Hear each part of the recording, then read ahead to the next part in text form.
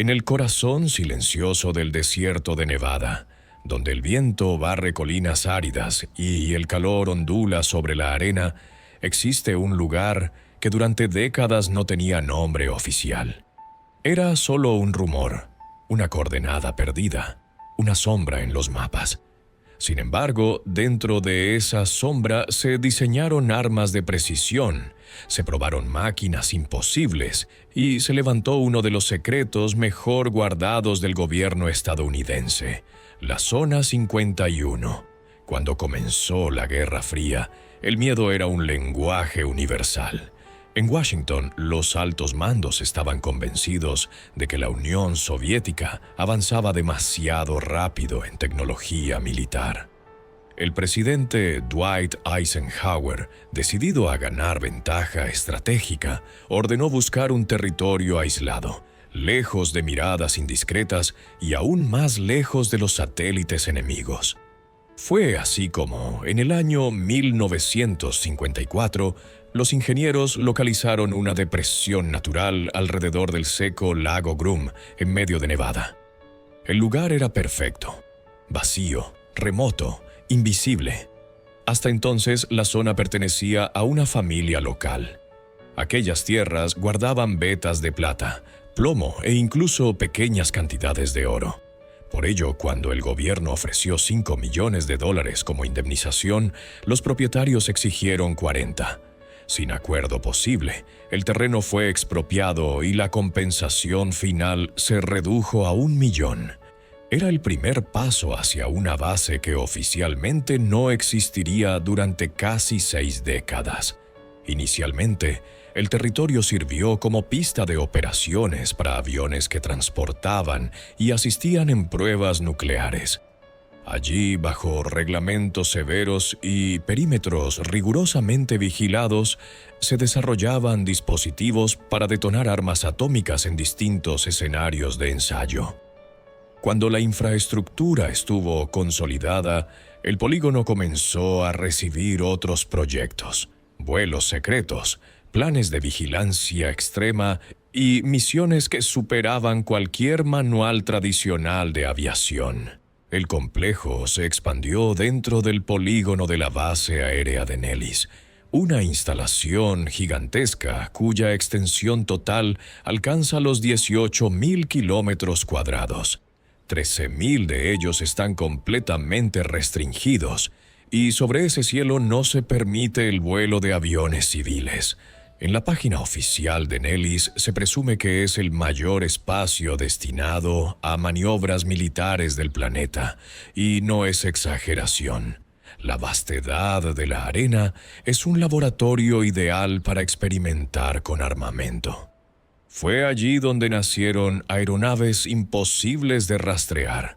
La empresa Lockheed trabajó discretamente en un aparato capaz de volar más alto que cualquier radar soviético, equipado con cámaras para fotografiar instalaciones enemigas desde los límites de la atmósfera. El resultado fue el legendario U-2. Se dice que, para evitar sospechas, el avión llegó desmontado a la base y fue ensamblado en completo hermetismo. Más tarde aparecería el SR-71, otro hijo de esa ingeniería extrema. El secretismo era tan férreo que muchas de las primeras observaciones de fenómenos anómalos en los cielos de Nevada coinciden con las pruebas de dichos prototipos. En el año 1959, un diario de la ciudad de Reno publicó testimonios de habitantes que afirmaban ver objetos verdes, veloces y maniobrando con trayectorias imposibles. Para la comunidad local era material extraterrestre. Para la inteligencia estadounidense, paradójicamente, esos rumores eran útiles. El encubrimiento perfecto consistía en alimentar la fantasía. Si un campesino afirmaba haber visto una nave alienígena, nadie pensaría en tecnología militar adelantada. Durante toda la Guerra Fría, la Zona 51 también recibió aeronaves capturadas a enemigos o aliados estratégicos. Uno de los episodios más conocidos ocurrió en 1968, cuando dos cazas MiG-17 aterrizaron por error en territorio israelí. El país los entregó a Estados Unidos, y ambas máquinas fueron transportadas a Nevada para comprender sus sistemas, estudiar vulnerabilidades y perfeccionar métodos de combate. Cada tornillo, cada válvula, cada milímetro de fuselaje servía como lección para contrarrestar a la aviación soviética. El grado de hermetismo llegó a tal punto que incluso la NASA ignoraba su clasificación. En 1974, la tripulación de la estación espacial Skylab tomó accidentalmente fotografías aéreas del área cercana al lago Groom. Una vez publicadas, la situación provocó una discusión áspera entre la Agencia Central de Inteligencia y la Agencia Espacial. Unos exigían retirar las imágenes, otros defendían el protocolo de divulgación científica. Finalmente se aceptó que ya era tarde. Las fotos habían salido junto con decenas de otras capturas de la misión, y en cualquier caso razonaron. La Unión Soviética llevaba años observando esa misma zona desde sus propios satélites. Décadas después, en el año 2013, el gobierno de Estados Unidos reconocería oficialmente el nombre que durante tanto tiempo negó: Area 51. A esas alturas, el mito ya era más grande que la verdad. Los rumores sobre ovnis habían penetrado en la cultura popular. Los investigadores habían convertido cada piedra de Nevada en una pista, y los curiosos peregrinaban hacia carreteras solitarias para mirar horizontes donde nada se movía, o donde parecía moverse demasiado. La historia solo estaba empezando. Los secretos más profundos aún permanecían bajo tierra. A finales de la década de los 80, cuando la Guerra Fría ya mostraba fatiga, pero sus cicatrices seguían abiertas, una entrevista televisiva sacudió a Nevada. Un hombre apareció frente a las cámaras afirmando haber visto aquello que nadie debía ver y haber trabajado donde oficialmente no existía nada. Su nombre era Bob Lazar. Y después de él, Zona 51 nunca volvió a significar lo mismo. En el año 1989, el canal KLAS-TV de Las Vegas emitió un reportaje en el que Lazar, presentándose como físico, revelaba que había sido asignado a un enclave ultrasecreto ubicado dentro del polígono militar. Según él, aquella instalación se llamaba S4. A diferencia de la base sobre el suelo, S4 se encontraba bajo tierra, protegida por múltiples niveles de acceso y una cadena de seguridad diseñada para fragmentar la información. Nadie sabía todo. Cada especialista manejaba solo una pieza. Lazar aseguraba haber llegado al complejo desde el Laboratorio Nacional de Los Álamos, un centro histórico de investigación nuclear. Aunque más tarde surgirían dudas sobre la autenticidad de su paso por esa institución, sus declaraciones en directo ya habían provocado conmoción. El eje de su testimonio era directo y demoledor. En S4 se estudiaban tecnologías no humanas. No se trataba de hipótesis, sino de afirmaciones concretas. Según Lazar, en las instalaciones ocultas reposaban 9 naves de origen desconocido, todas de tamaño reducido, con estructuras internas que no se correspondían con ninguna ingeniería terrestre. Decía que los dispositivos habían sido desmontados pieza por pieza para comprender principios de propulsión radicalmente distintos a los motores convencionales. El punto más polémico de su intervención fue la descripción de un generador capaz de distorsionar el espacio. Dicho sistema, explicaba, funcionaba con un elemento químico que él denominó 115. En aquel momento, el elemento 115 no existía en la tabla periódica, Solo años después, en 2003, un equipo internacional liderado por el Instituto Conjunto de Investigaciones Nucleares en Dubna sintetizaría el elemento que hoy se conoce como moscovio. Para los defensores del azar, aquel desfase temporal era prueba de su credibilidad. Para los escépticos, solo coincidencia. El supuesto objetivo de estas investigaciones era doble. Por un lado, replicar los sistemas de movimiento de esas naves. Por otro, estudiar posibles aplicaciones militares. Lazar insistía en que la tecnología observada permitiría transformar la vida humana. Energía ilimitada, formas de transporte imposibles, avances médicos. Sin embargo, denunciaba que el ejército estadounidense habría decidido restringir cualquier uso civil y convertirlo todo en ventaja estratégica. Las palabras de Lazar no surgieron en vacío. Tras él estaba John Lear, hijo de William Lear, fundador de la empresa Learjet. John Lear había volado misiones secretas para la Agencia Central de Inteligencia entre 1967 y 1980.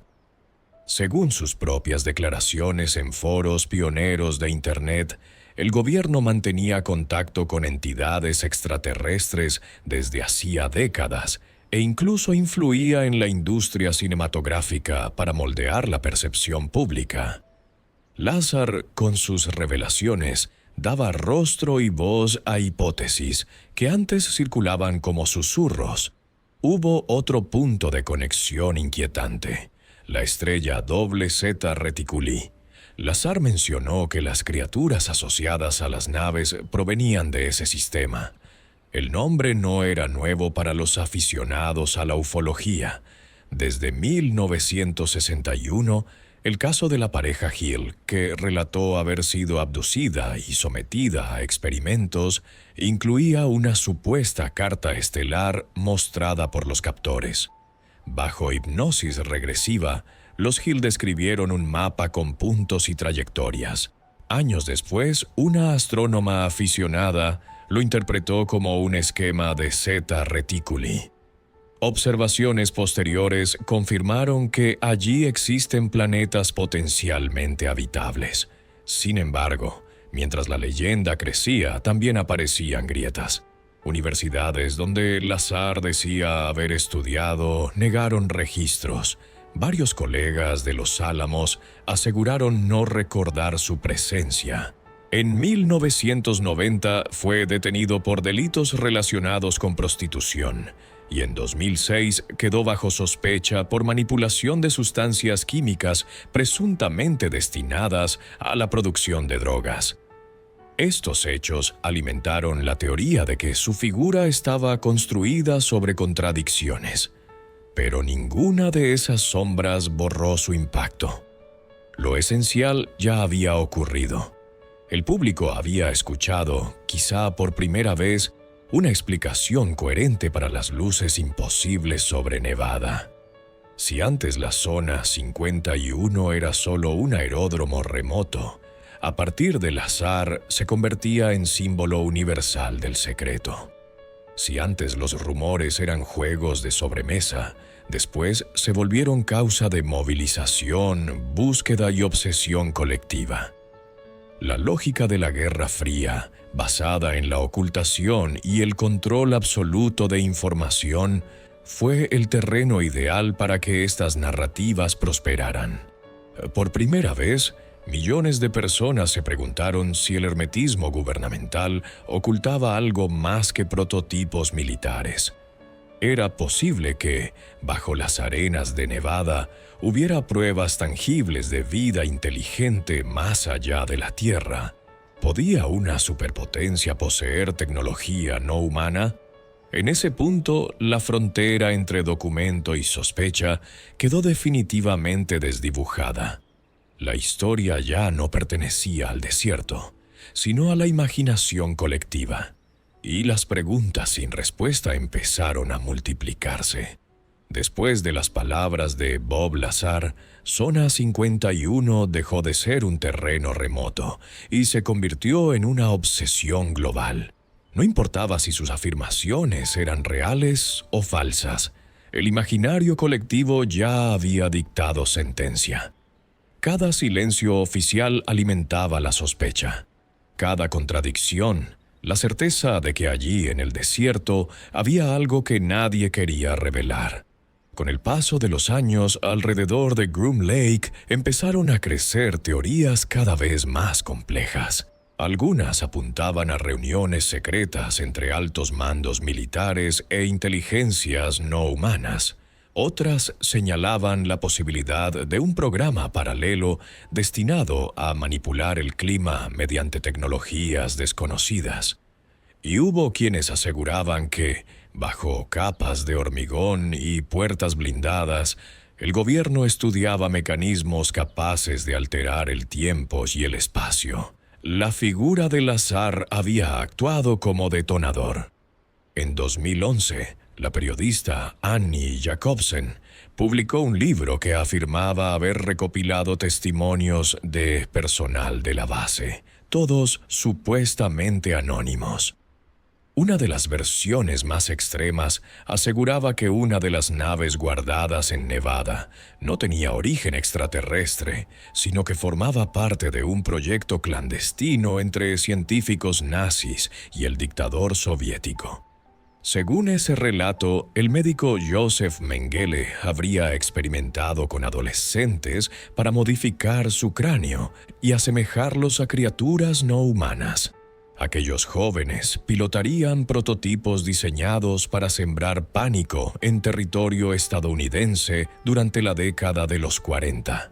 Una de esas aeronaves se habría estrellado en Nuevo México en 1947, dando lugar a lo que más tarde se conocería como el incidente de Roswell.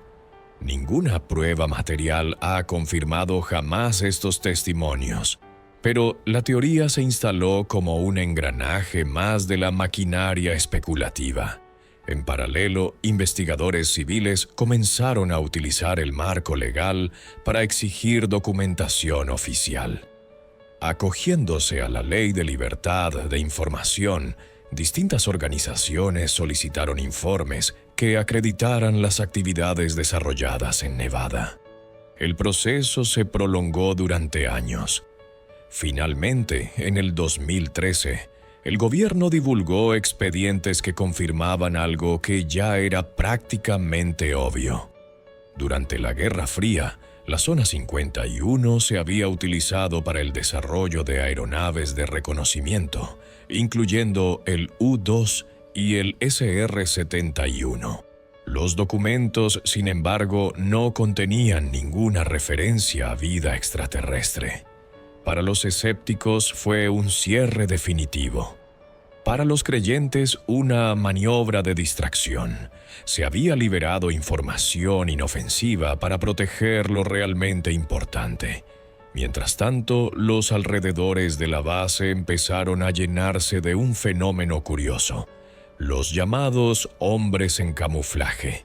Testigos describieron individuos armados, vestidos con uniformes sin insignias, desplazándose en camionetas blancas sin marcas. Nadie pudo identificar a qué institución pertenecían. Tampoco respondían preguntas.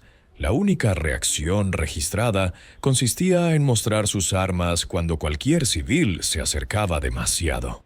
Estas apariciones reforzaron la sensación de que el perímetro ocultaba instalaciones que nunca habían sido mencionadas en los informes oficiales.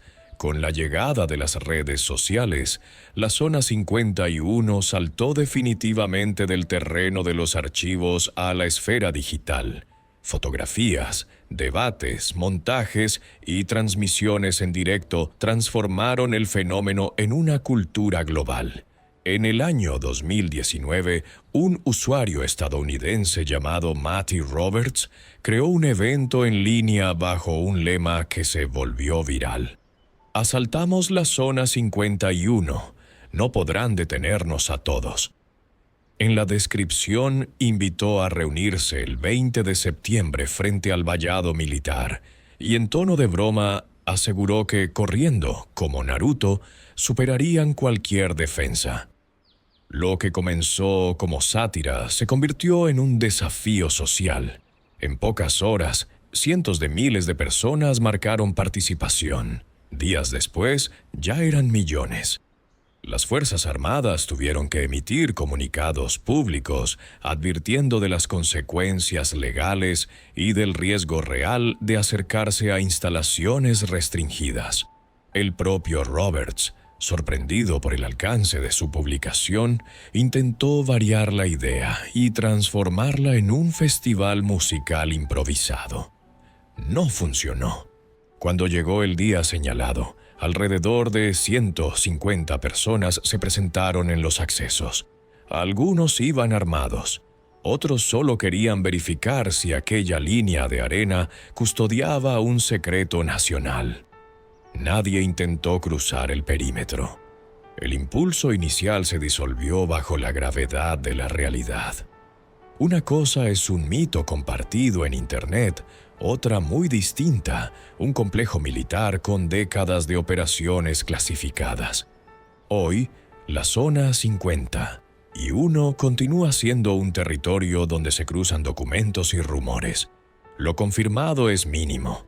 Durante la Guerra Fría se probaron allí aeronaves de reconocimiento y se analizaron dispositivos capturados. Todo lo demás, naves, criaturas, energía ilimitada, túneles bajo la roca, pertenece a un espacio ambiguo, al borde de lo verificable, sostenido por silencios oficiales y preguntas sin respuesta. Esa frontera entre lo que se sabe y lo que se sospecha es, quizá, lo que hace que la historia siga viva. Porque incluso si nunca se hallara una prueba concluyente, las huellas permanecen. Testimonios, grabaciones, vigilantes sin insignias y un desierto al que nadie puede entrar. Para muchos, eso sigue siendo suficiente. Y si deseas seguir explorando historias donde lo oficial se mezcla con lo oculto, donde los documentos se leen como enigmas y el pasado se parece a un expediente sin cerrar, te invito a acompañarme en los próximos capítulos. Lo que viene será aún más profundo.